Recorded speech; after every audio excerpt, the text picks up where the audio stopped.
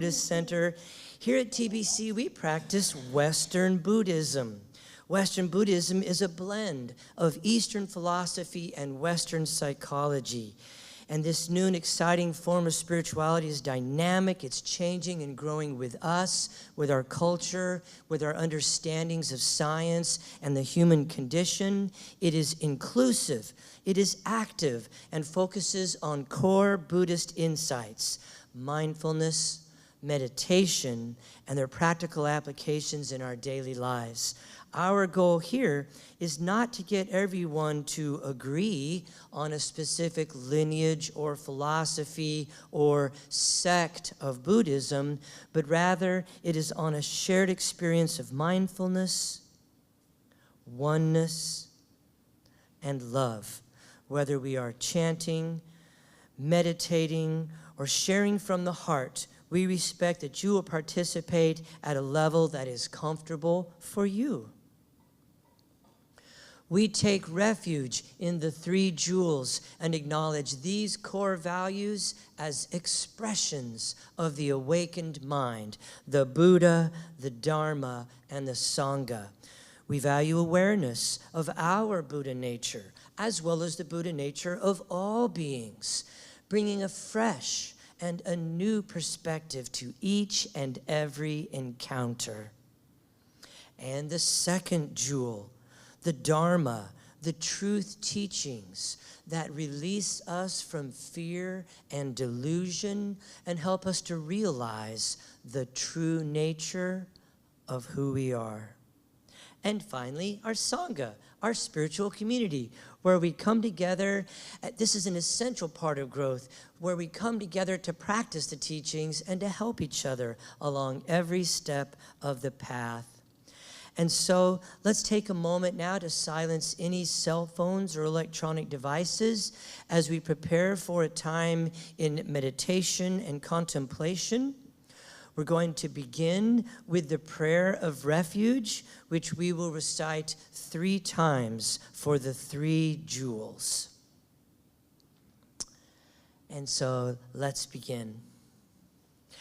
In Buddha, Dharma, and Sangha, we go for refuge until fully awakened through the power of generosity, ethics, patience, enthusiastic effort, concentration, and wisdom. For the sake of all beings, may we realize and demonstrate our innate goodness. In Buddha, Dharma, and Sangha, we go for refuge until fully awakened through the power of generosity, ethics, patience, enthusiastic effort, concentration, and wisdom. For the sake of all beings, may we realize and demonstrate our innate goodness.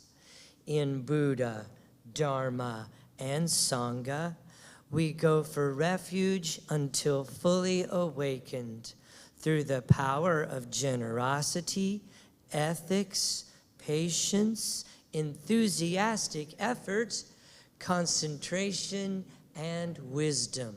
For the sake of all beings, may we realize and demonstrate our innate goodness.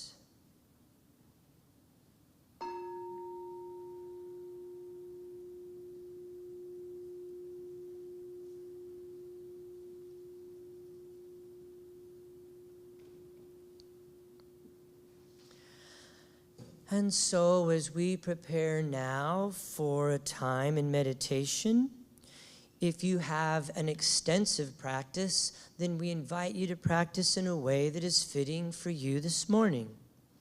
If perhaps you are new to meditation, then we're going to begin with a dedication of intention. We will awaken the bell 3 times for the 3 jewels. And then our teacher today, Ms. Beth Sarver, will lead us in a brief guided meditation designed to assist you in moving into the stillness. We will spend approximately 10 to 12 minutes today in noble silence, connecting with not only our community, but the whole world, indeed the universe, in consciousness. So let's begin with a conscious breath together.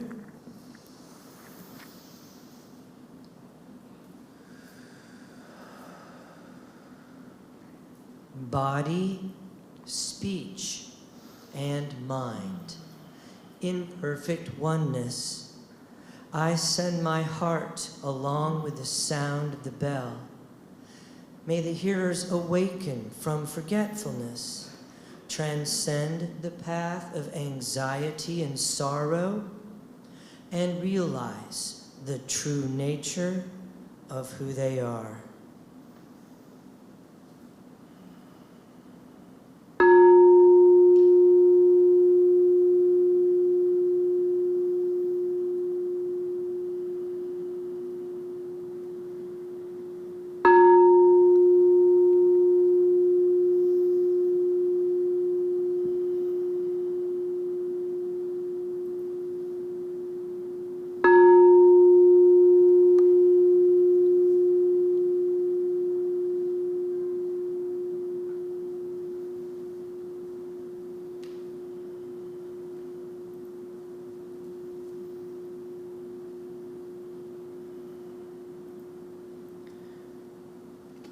As we enter into this time of stillness and silence, I invite you to bring your attention to your pinky toe.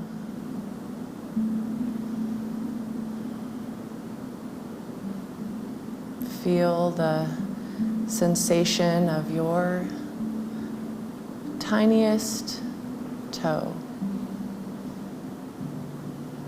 as it rests on the ground or in your shoe. Noticing the sensations in this little moment in the right here and now.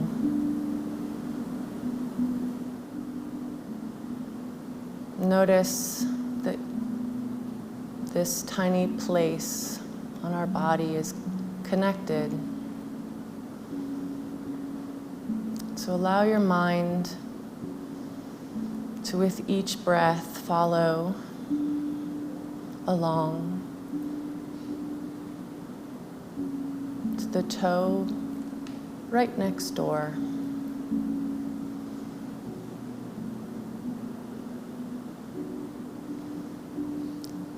Continue to feel and notice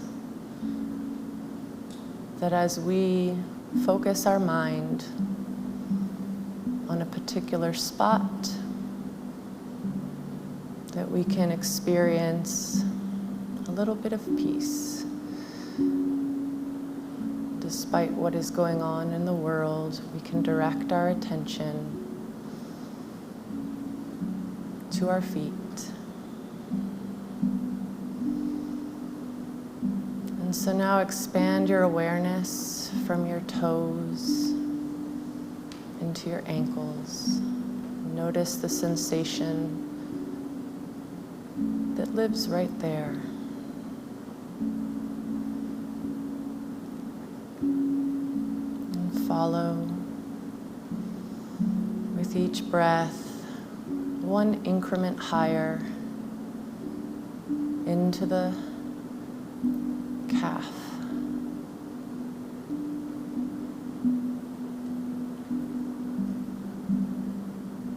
Noticing the sensations as they guide us up into our knees. With each breath, directing our attention to stay with the body.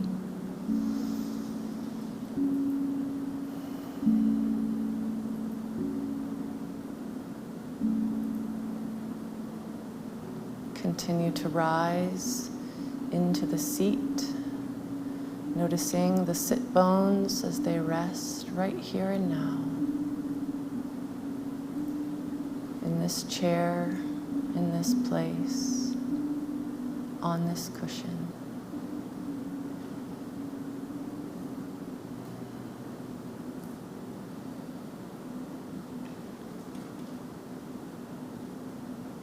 And finally, I invite you to bring your attention into your heart, noticing if you can feel the beat of your heart. With each breath, we can rest our attention in the chest, with the lungs, and with the heart. And as we go into silence, as the mind will wander, as it does, gently bringing ourselves back to the heart, back to the body, back to the breath.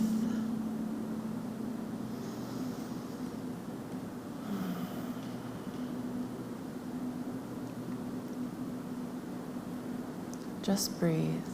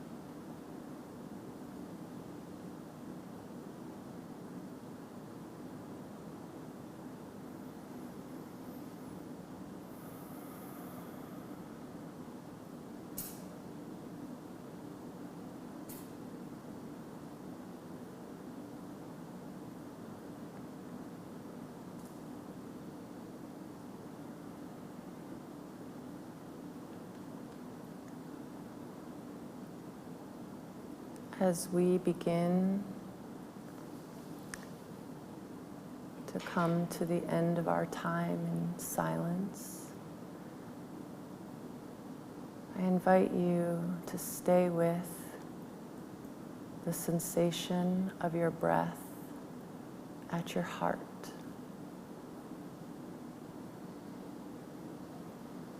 And soon the bell will ring. And with the sound of the bell, I invite you to begin to bring your awareness out into the space that surrounds you.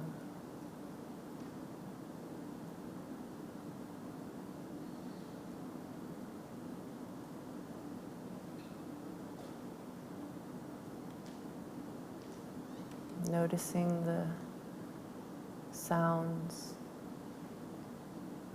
of the room, of any shifting, of your body shifting, with the movements of our beloved Sangha.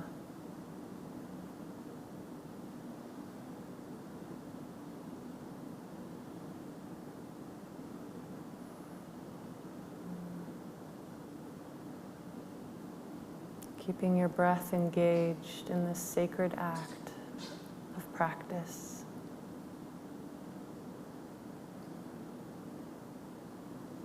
In community.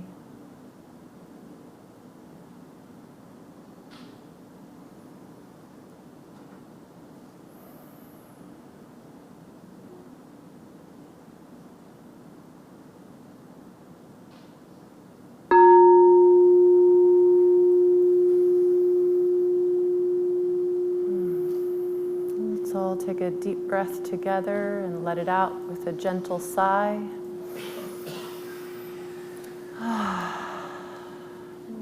Slowly begin to open your eyes, coming back into this space.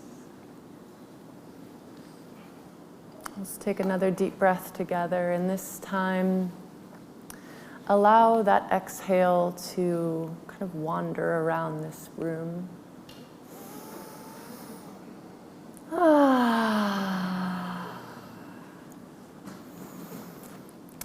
And again, let's take another deep breath, and this time let's have a little bit of a grrr. Grrr.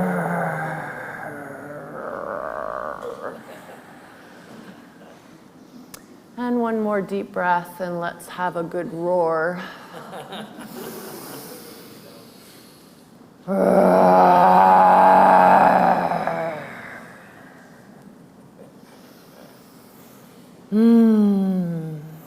Good morning. Good morning. I am so honored to be here with you. I have spoken on many stages in my life. I have never done so seated, and I have never done so in a Sangha. So I feel honored and blessed. And earlier I was rehearsing, if I faint, because of the heat, of course, and not because of my stress response, do not call an ambulance. I am a fainter and know how to manage that. But no worries, I've taken my shoes off. So today I want to share with you the wisdom of play. And I've come to know the wisdom of play throughout the course of my whole life, both informally through my experiences as a child and formally throughout the course of my profession. For those of you that don't know, I'm the head of school for the Kansas City Restoration School, but I prefer the title of Vision Keeper and storyteller. I was born on the day of the convincing storyteller, so we shall see if today's talk will convince you to come play with me either later today downstairs in the Rainbow Room or next week on the 31st when I invite the whole Sangha to come and play downstairs in the temple space. As a young child, I experienced significant trauma that I could not escape. And dissociation was my saving grace.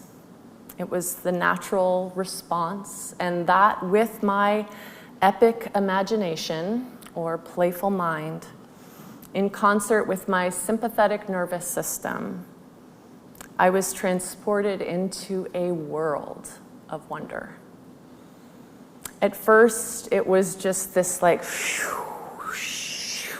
whirling prairie grass that surrounded me, that was familiar to me from living in the Midwest. And then emerged in my imagination these sturdy buildings, these places to explore that I was curious, and right up against a forest's edge with trees to climb and places to explore. This place, my safe space within myself, called me in to a lifelong adventure. My exit from a scary reality into a curious, safe space within myself became a default setting. And I would be invited and pulled back again and again, for better or worse, into this world inside of myself, to go deeper and to discover more and more about myself. And ultimately, this is where I found the calling of my heart. I had a sense of this place being really, really wonderful.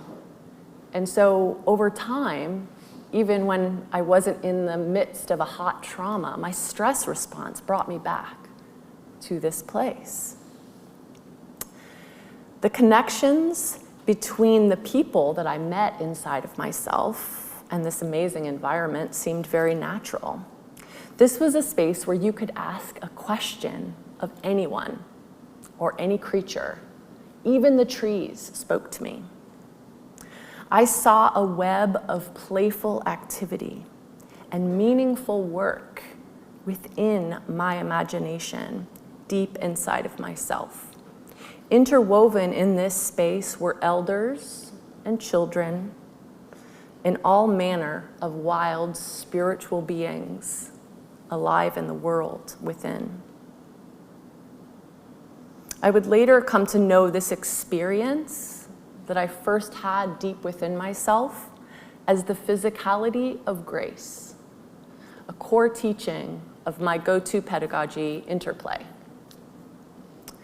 This idea of the physicality of grace can also be known as flow, or being in the zone, or the experience of the absence of toxic stress.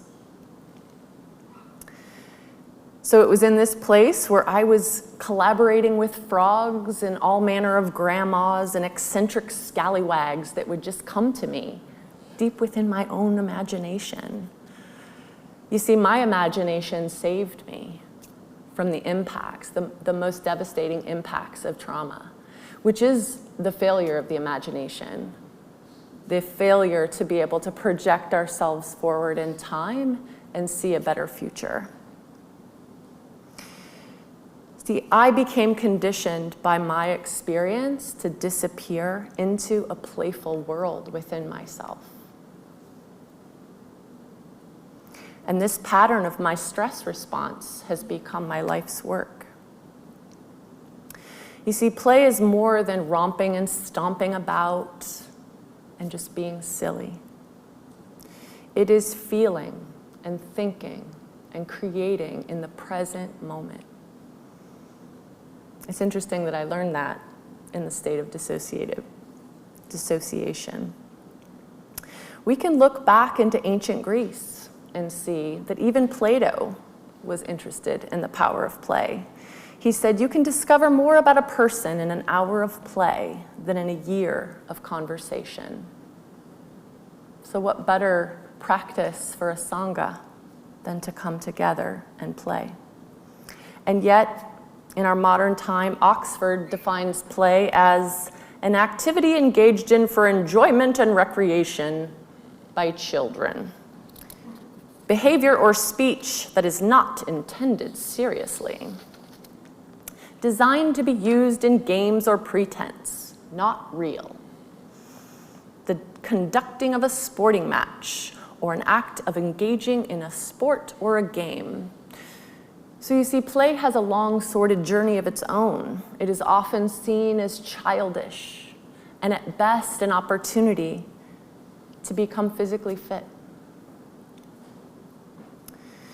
In his book, Play, How It Shapes the Brain, Opens the Imagination, and Invigorates the Soul, Dr. Stuart Brown explains a critical fact about play. The opposite of play is not work. The opposite of play is depression. Our inherent need for variety and challenge can be buried by overwhelming senses of responsibility and duty. Over the long haul, when these spice of life elements are lost, we are left with a dulled soul.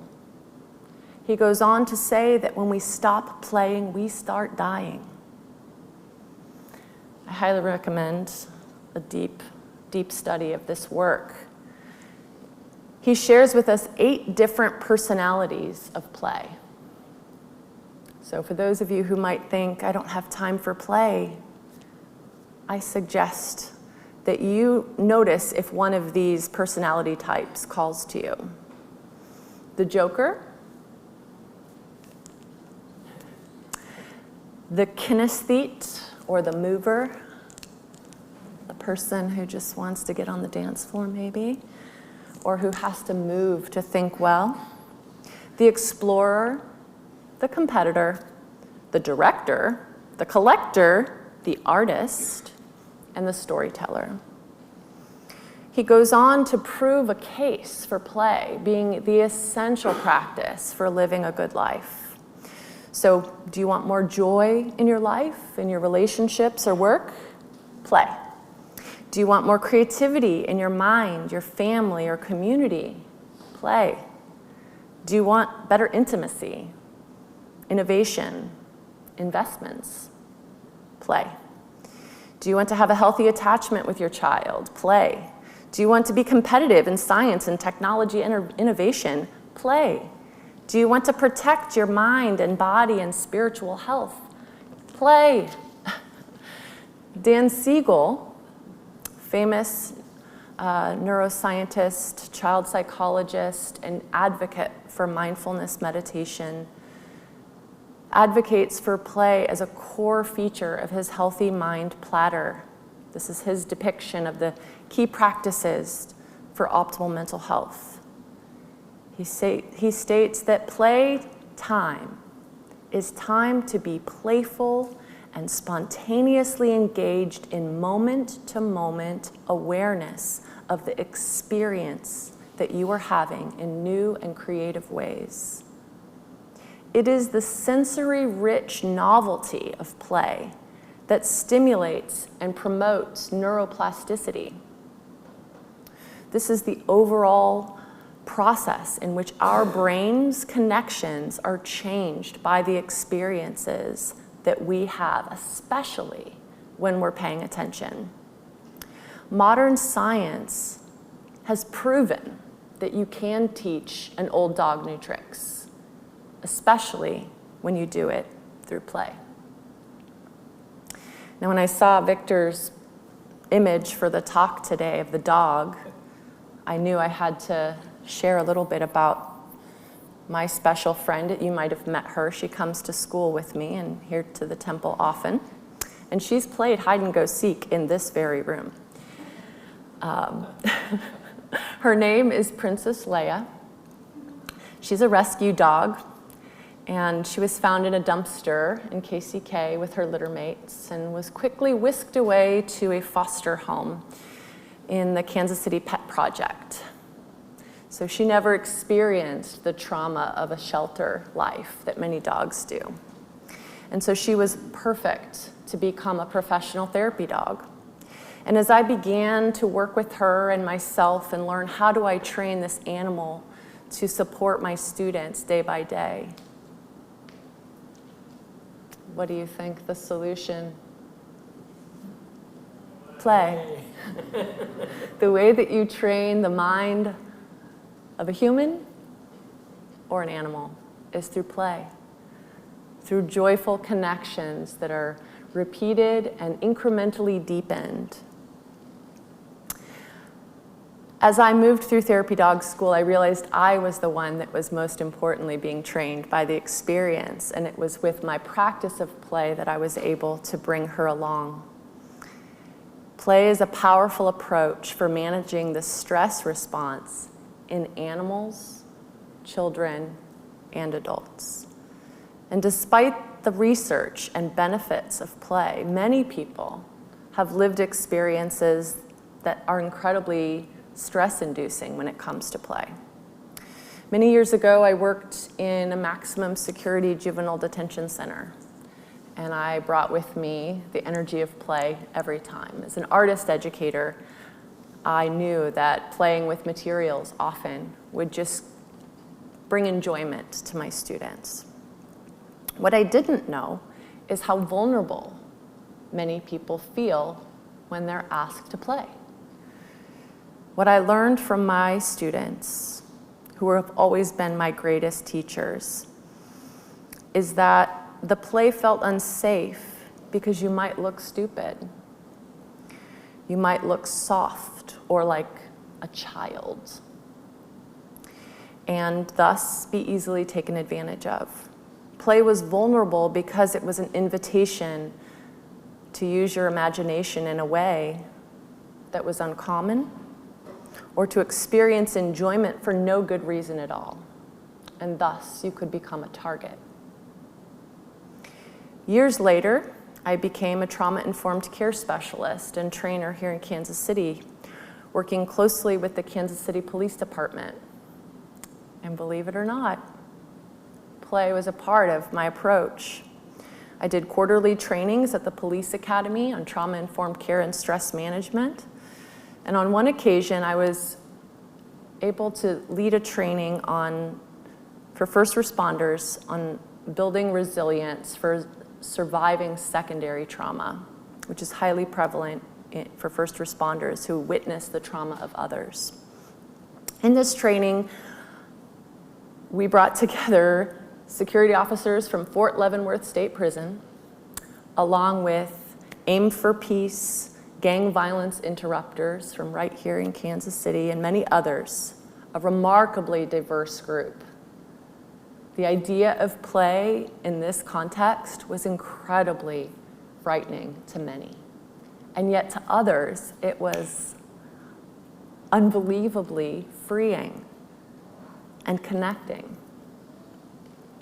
Over the course of this 3 weeks of training and this incremental play experience, these individuals from vast, different life experiences with bodies conditioned incredibly by their experiences with play and trauma and everything else. It was through the embodied warm-up and the silliness that they began to see connections between them.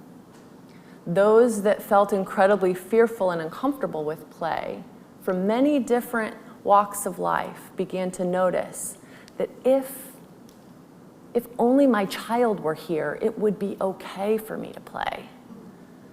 But as a professional in a training setting, it didn't feel right.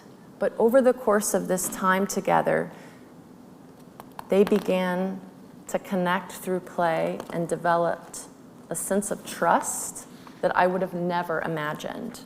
And an ability to share their stories, not only the stories of their trauma, but their stories of their resilience across the course of learning new ways to be. In interplay, when we have an experience for a bit, we take time to notice. And it is this mindfulness of play that helps us to really capture the wisdom that is both within ourselves and between us. It was through interplay that I found the opportunity to bring play into my spiritual life in a formal manner. It wasn't just the work of a child. It is the work of my life, of my resilience. So as I move and dance and sing, or sit in stillness, or share a story, I am able to be present to the energy that is moving through me because of play. So, what is essential about play? It can be any number of things. It can be fast, it can be slow, but it is about connecting with the present moment in some manner that is novel and unexpected. And when we do this, we build the brain architecture of mental wellness, resilience, self-care, and community care. And so I discovered so much as a young child, and yet all throughout the course of my life, play has been a recurring theme. And so I would like to invite you to consider that if life is feeling a little too serious, if you're concerned about the state of education, the economy, politics, climate change, maybe you need to release the hyper-focus on the content of those concerns and bring your playful spirit to the question. Namaste.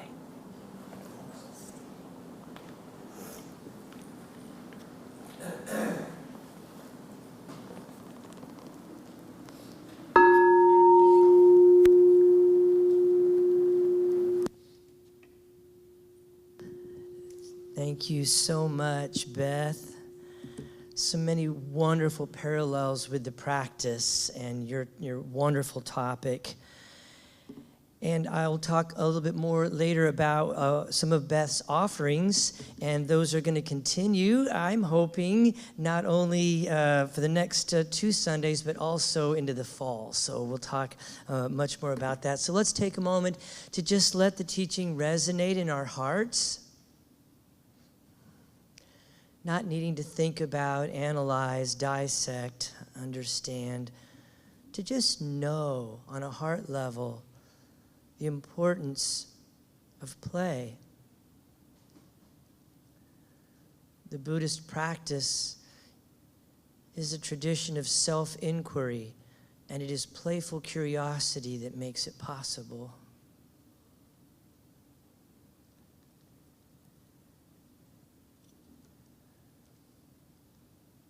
And so now as we move into the next part of our service today, loving kindness or metta practice, it's not uncommon to shift your posture or stretch or get the wiggles out or perhaps take a conscious breath as we move into metta practice. And so with a conscious breath together, as we release, many folks like to place a hand on their heart or the Anjali Mudra, which is a heart focus.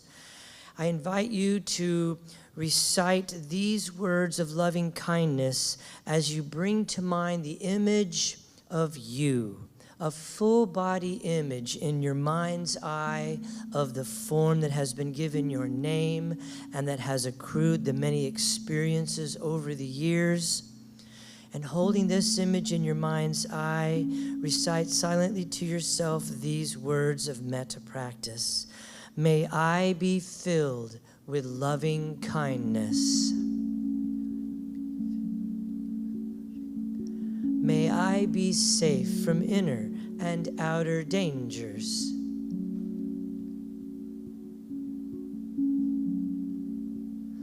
May I be well in body and mind.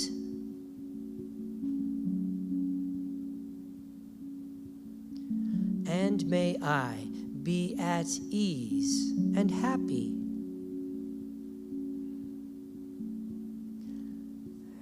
Conscious breath. And as you release that sentiment into the universe, I invite you now to bring to mind the image of a friend of yours. Holding this image in your mind's eye, let us open our hearts as we send metta. May you be filled with loving kindness.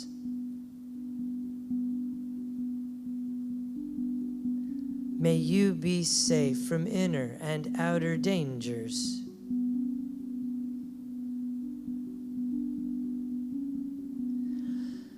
May you be well in body and mind.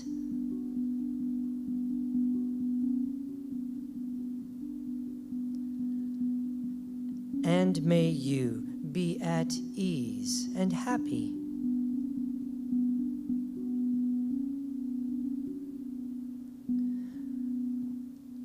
Conscious breath.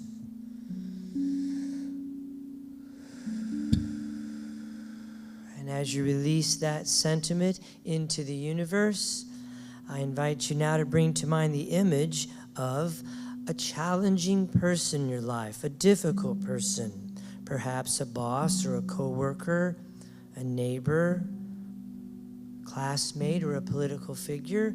And holding this image in your mind's eye, let us open our hearts as we send metta.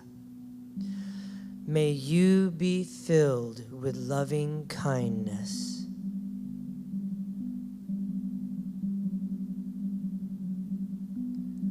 May you be safe from inner and outer dangers.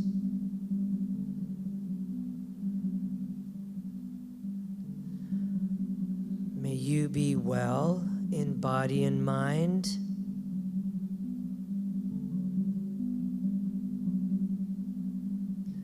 And may you be at ease and happy.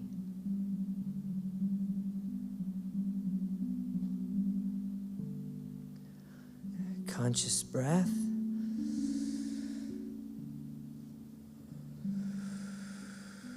And as you release that sentiment into the universe, I invite you now to bring to mind the image of the world. All the plants and the flowers and the trees, animals of the land, the sea, the sky, and all sentient beings, including ourselves. Holding this image in our mind's eye, let us open our hearts as we send metta to us all. May we be filled with loving kindness.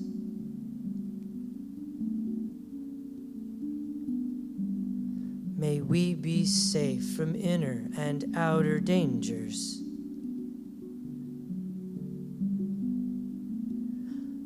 May we be well in body and mind.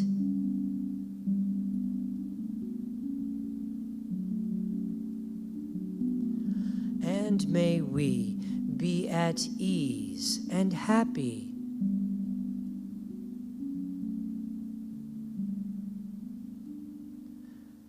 Conscious breath.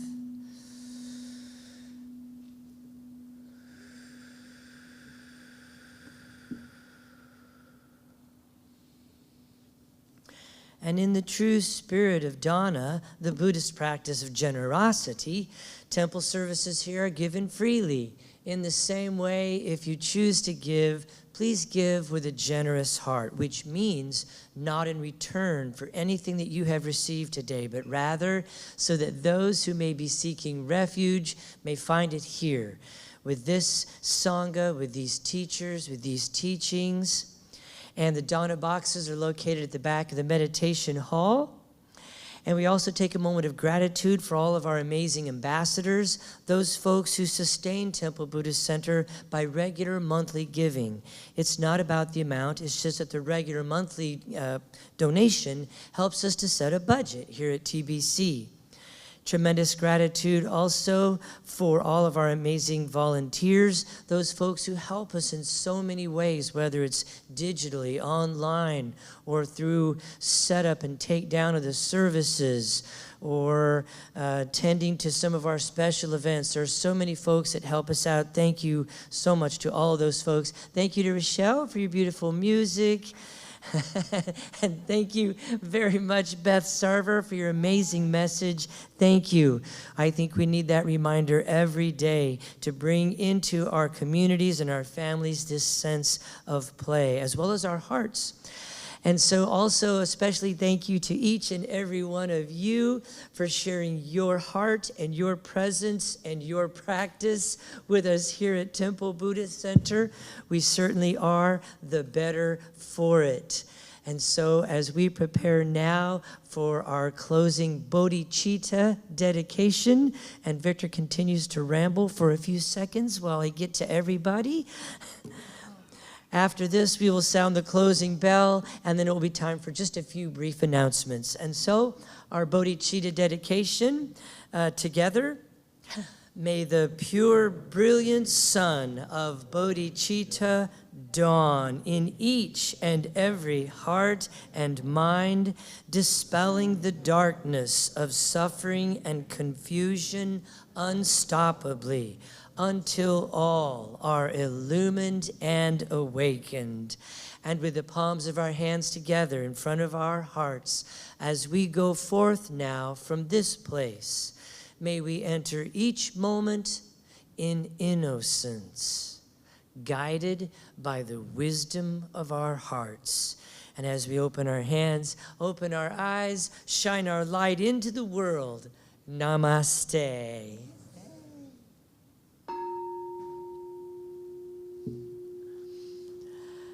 All right, thank you, friends. And I think the air's come on. It's a little bit better, isn't it? I think over the course of the Dave's like, yeah, a little bit. Just a few quick announcements. Don't forget, we have Interplay today at 1 o'clock to 3 o'clock, which is Adult Play for Restoration. And again, our amazing Beth will be leading that. It's downstairs in the Rainbow Room. I hope you can make it. We do have one scheduled also. It's not on here, but for I think it's the 31st, isn't it? That's right. So next Sunday, we hope you can make it. That's just going to be a Sangha playtime. So it'll involve the Sangha here at TBC, both new and old, and those known and unknown. Also, we have, this is our last Sunday before this workshop. So if you haven't registered yet, please go online to register for Feel Your Blankety Blank Feels. This is a wonderful guide to processing grief through mindfulness, resiliency, emotional intelligence. We've already got about 12 people signed up, and so it looks like we're going to have a wonderful group. I hope you can add your heart and your presence as well. And then, oh yeah, I'll always find an old picture of you guys.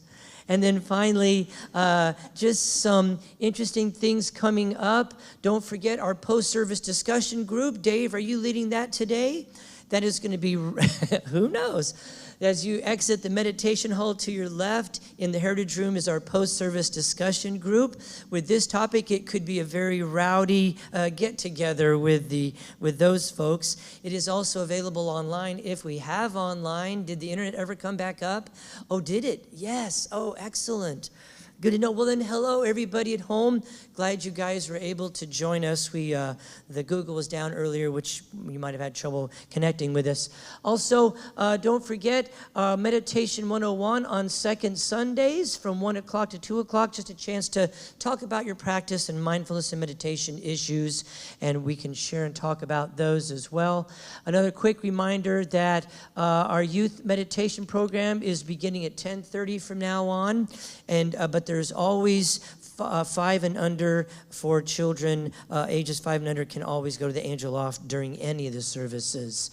Buddhism and 12-step recovery at 12:30 today. Dave leads it on Thursdays at 7.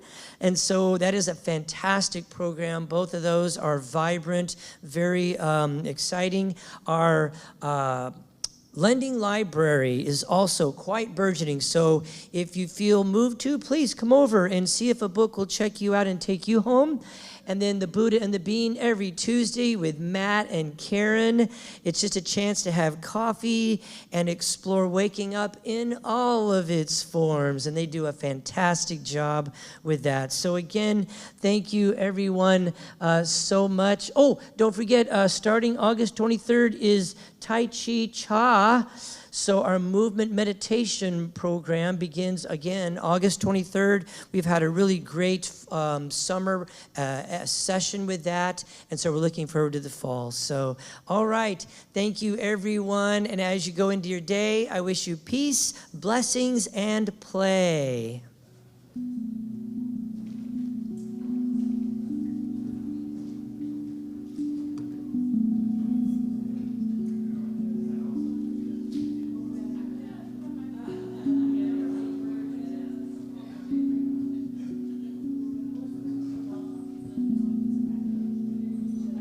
Oh, don't forget there's coffee and cookies downstairs if you would like to check those out.